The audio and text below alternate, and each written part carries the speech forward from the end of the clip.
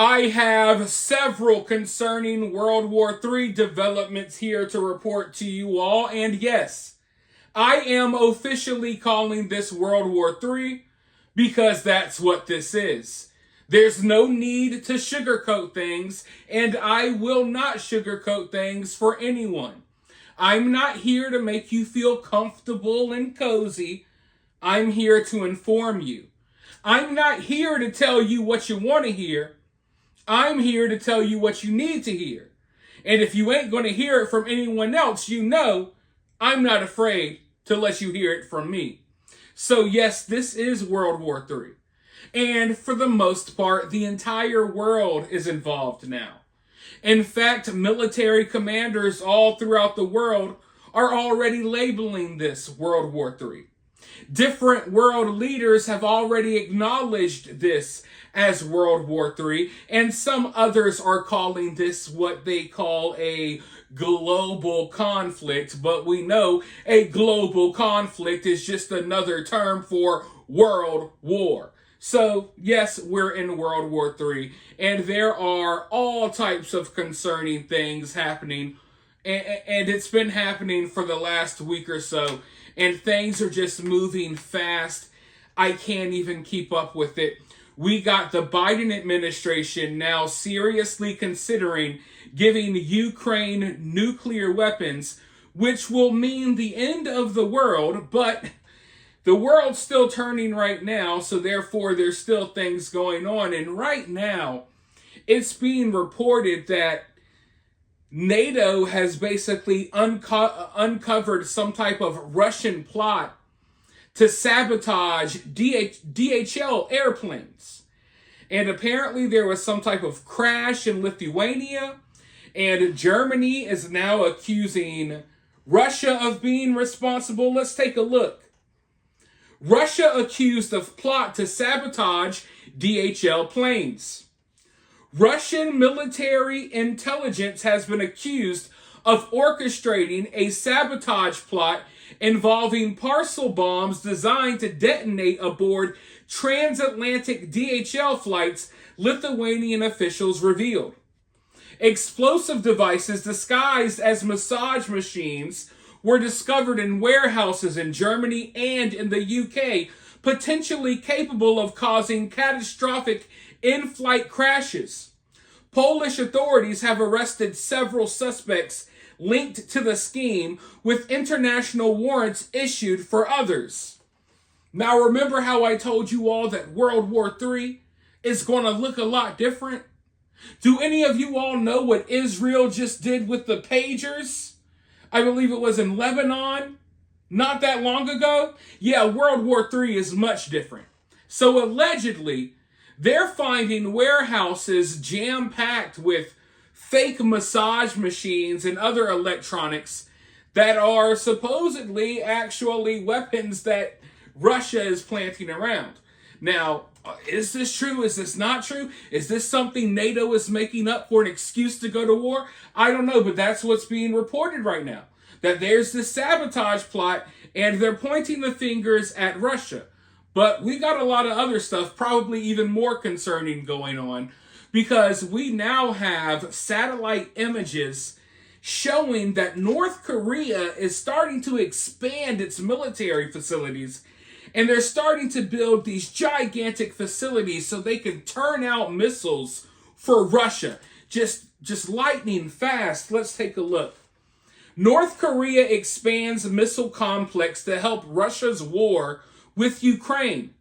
Researchers have now revealed that North Korea is expanding its plant, a facility assembling K9-23 short-range missiles reportedly used by Russia. Satellite images show new assembly and housing buildings under rapid construction, suggesting that they are rapidly increasing their missile production capacity.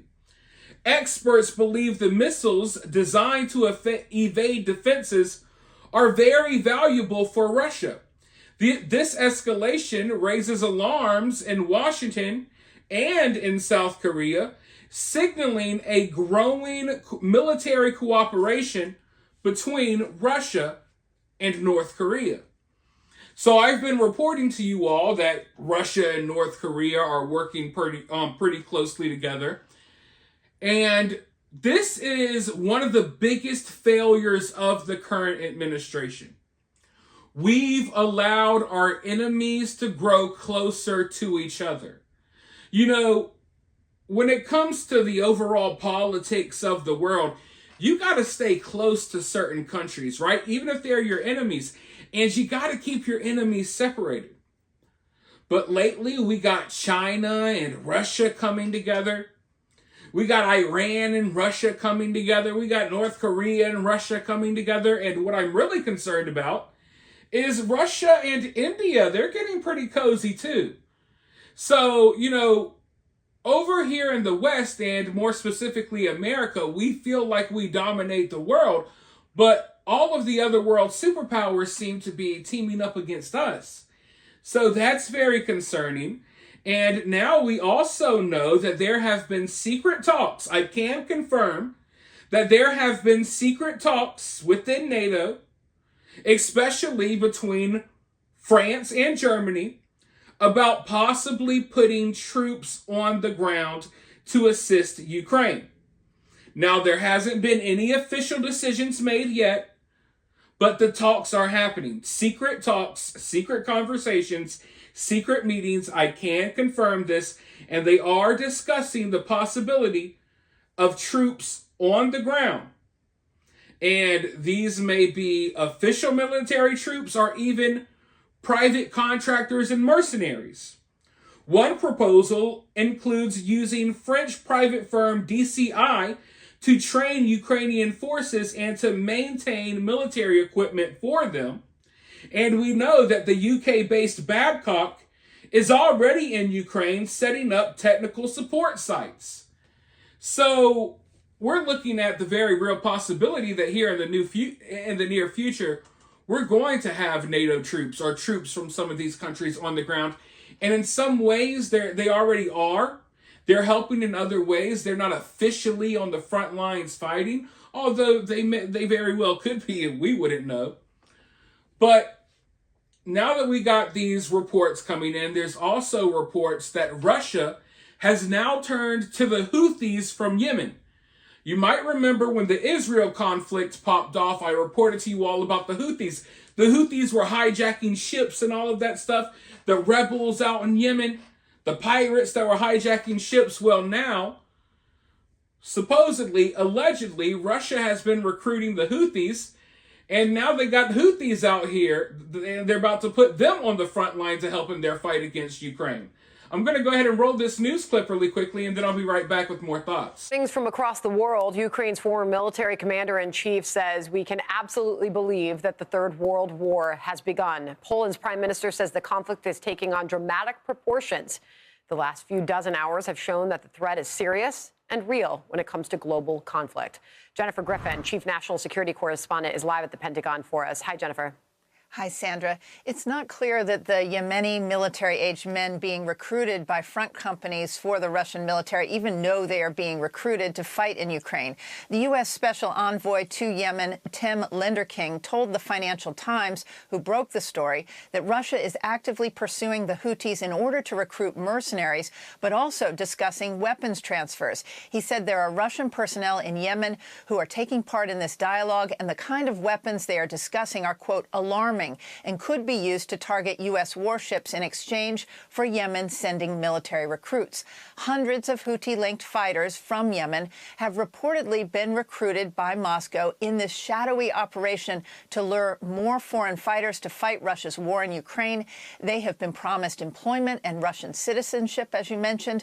The Yemeni fighters were forcibly sent to fight on Russia's front lines after arriving because Russia is short of recruits and facing casualties of about 1,200 troops a day in Ukraine. The Iranian-backed Houthis join other foreign fighters, including the 12,000 soldiers from North Korea who have already been sent. Iran has supplied Russia already with thousands of Shahed drones. China is providing Russia technology for cruise missiles and microelectronics. The head of U.S. Indo-PACOM sounded the alarm in Washington last week about North Korea's increasing contact with Moscow. We should not ignore this sea change. It is transactional, it's symbiotic. Each state is giving the other something that the other needs that makes the other's situation more dangerous and imparts more risk on the allies. The Houthis have sent at least 2 official delegations to Moscow this year, Sandra. That according to the investigation by the FT. U.S. diplomats have long said Moscow has helped the Houthis with missile targeting data that threaten U.S. warships. They have even discussed providing in the future advanced anti-ship missiles. Sandra? Jennifer Griffin, live at the Pentagon with all of that for us. Guys, I want to make one thing very, very clear for you all. You know, here in America, and I guess in the world overall, we have been subjected to extreme levels of propaganda, you know, especially for the last few years. But none of it is compared to the levels of propaganda we will see if this does spill over into something larger, which it already is spilling over. And it looks like we're close to not having any path towards peace. Like, there's not going to be any turning back. The genie will be out of the bottle. The cat will be out of the bag soon. And there's no returning, you know, back to how things once were. So we're about to get hit from propaganda from all sides. It's going to be hard to know what to believe. And right now, I'm even questioning, you know, is Russia really using North Korean troops and the Houthis on the ground in Ukraine to actually fight on the front lines? I would like to see more evidence of that. And it's not like I don't believe that it's true or could be happening, but I also don't want to fall for any straw mans or excuses that would drag us further into this conflict. Because right now, one thing that's undeniable is that NATO wants this conflict to get worse. For whatever reason, you could come up with your own reason. They want this conflict to get worse, or else they wouldn't have made the moves that they're making so rapidly before Trump gets in office. So there's a reason why just over the past few days, we've gone from not really talking about the war in Ukraine and Russia anymore to, oh my God, we're close to freaking nuclear Armageddon. Okay? It's because they're rapidly doing things. They're rapidly just cranking things up a bit, purposely. And I'm worried about them throwing out things to use as an excuse to do things like, hey, you know, you got North Korean troops. Now we're going to give Ukraine long-range missiles to use. Or look, they got the Houthis. Now we're going to give Ukraine nukes. You know what I mean? We don't want to fall for any excuses that will walk us right into an even bigger conflict and losing, you know, even more lives. So we got to be very skeptical about everything. And I'm going to read certain information that's out there, and I'm going to look through certain information that's out there, but we got to be careful. We just got to be careful. Because in the grand scheme of things, you know, both sides are going to be putting out their fair share of fake information, and there's going to be a lot of finger pointing and things like that, because they don't want you to get down to the truth about why these conflicts are happening and, you know, why there's certain people in Washington, D.C. that are so interested in these conflicts because they make so much money from them. So there's going to be extreme levels of propaganda out there. I'm just warning you now. But go ahead and let me know your thoughts down in the comments below. While you're down there, hit that thumbs up, hit that subscribe, ring that notification bell, and I'll talk to you all very soon in the next one.